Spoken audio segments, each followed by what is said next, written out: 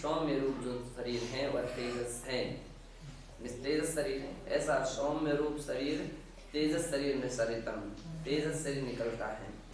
यत् तस्य मुनेः मूल शरीराद अवियुक्तम एव तिष्ठति, और उसका ऐसे मुनि के मूल शरीर से अवियुक्तम अपृथक रहता है। ऐसा नहीं कि वो एकदम पृथक हो जाए, उससे संबंध तो उसका बना रहता है, संयुक्त ही रहता है। तेन च मारी व्याधि वेदना दुर्भिक्षा उपसर्गादि प्रशमनम सर्वजीव सुखोत्पादनम विधीयते। उसके द्वारा मारी व्याधि वेदना दुर्भिक्ष उपसर्ग आदि के प्रशमन के लिए सर्वजीव सुखोत्पादनम विधीयते, सभी जीव सुख की उत्पत्ति, सबको सुख की उत्पत्ति हो ऐसा विधीयते, ऐसा विचार करके वो शरीर उत्पन्न होता है। एक सर्वं कार्यम विधाय पुनः तत्शरीरम मूल शरीरम प्रविशति, तो वह इस प्रकार के सभी कार्य को करके, शुभ कार्य को करके क्या करता है, पुनः अपने शरीर में प्रविष्ट हो जाता है। ऐसा स्थिति शुभ तेजस समुद्घात रूपेण वर्ण्यते, यह स्थिति शुभ तेजस के समुद्घात रूप से वर्णित है। एवं इसी प्रकार ही क्रोध पूर्णस्य संयत मुनेः, क्रोध पूर्ण संयत मुनि के वाम स्कंधा जपा कुसुम वर्ण सिंदूर पुंज प्रभम वा द्वादश योजनायामं नव योजन विस्कंभम सूच्यंगुल संख्या भाग प्रमाणम काहलाकृति पुरुषात्मकम शरीरम बहिर्निष्क्रामति। कह रहे हैं कि ऐसे क्रोध से पूर्ण संयत मुनि के बाएं कंधे से जपा कुसुम वर्णम, जपा कुसुम वर्ण लाल कलर का होता है, सिंदूर पुंज प्रभवम अथवा सिंदूर की प्रभा पुंज, सिंदूर के समूह ऐसा ढेर लगा करके रख दिया जाए तो जैसा कलर होता है उसका, उस प्रभा, उसके पुंज की प्रभा की तरह द्वादश योजना याम 9 योजन विस्कंभम, 12 योजन लंबा और 9 योजन चौड़ा, सूच्यंगुल संख्यात भाग प्रमाणम, और सूच्यंगुल के संख्यात भाग प्रमाण काहलाकृति पुरुषात्मकम शरीरम, काहल बिलाव के लिए बोलते हैं, तो ऐसे बिलाव के आकार की आकृति से युक्त जो पुरुषात्मक शरीर होता है वह निष्क्रामति, वह निकलता है। ऐसी बड़ी बड़ी आंखें, तो बिलाव क्या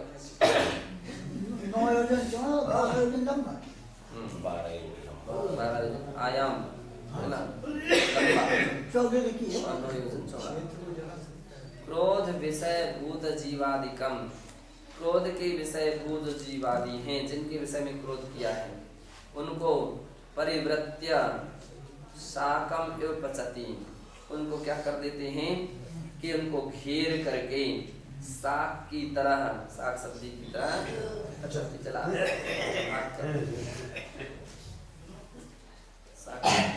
सब्जी की तरह पका देता है। तद्विनाशं च विधाय पुनः मूल शरीर प्रविशति, और उसके विनाश के लिए, विनाश के पश्चात विनाश करके पुनः मूल शरीर में प्रवेश करता है।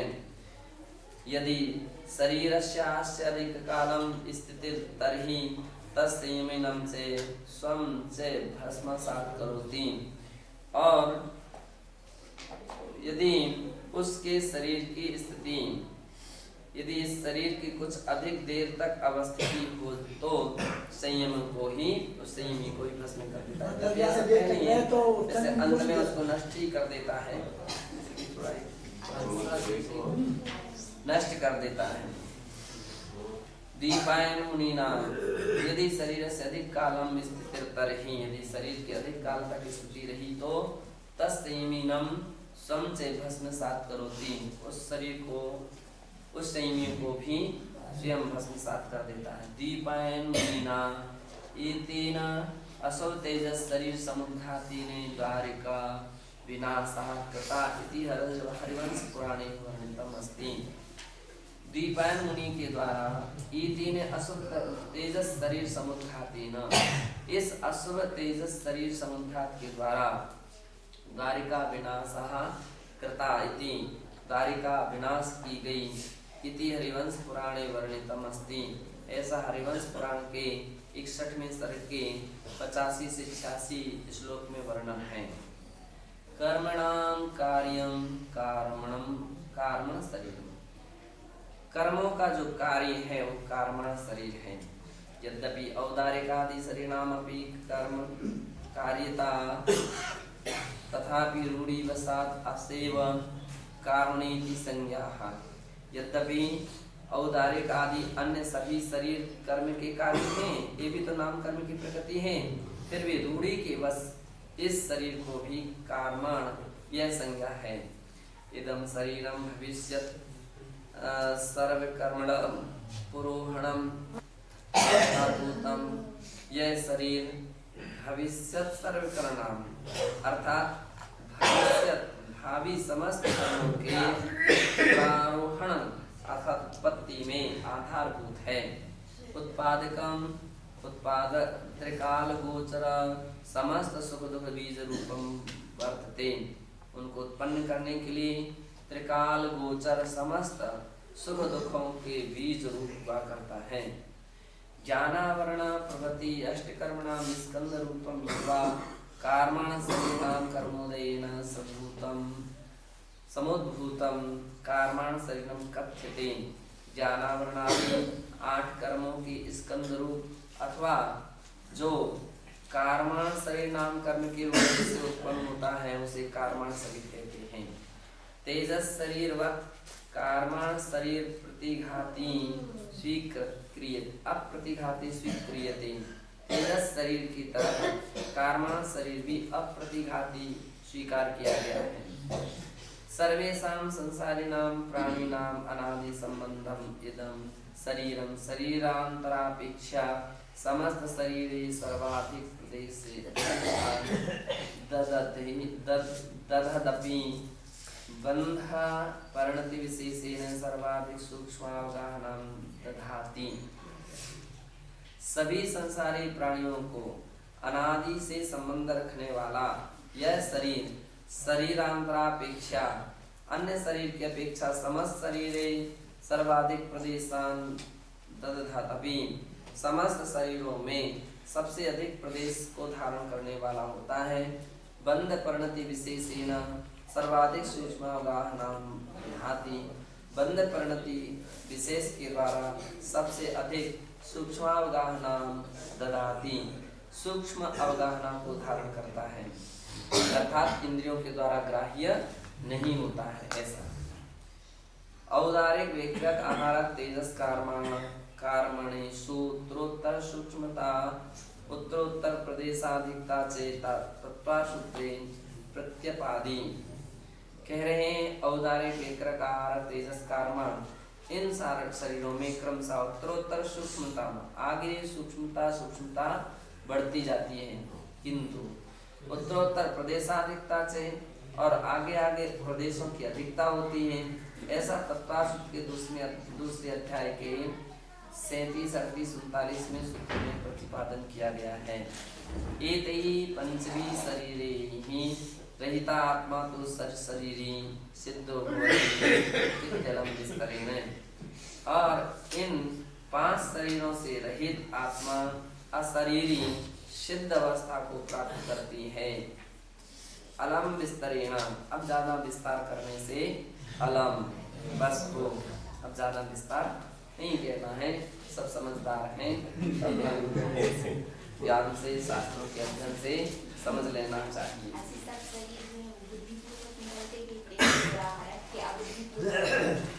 बुद्धिपूर्वक ध्यान चिंतन का उत्पन्न होता तो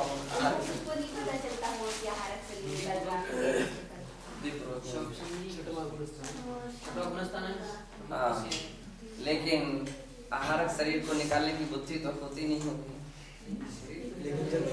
बस जिज्ञासा बढ़ती गई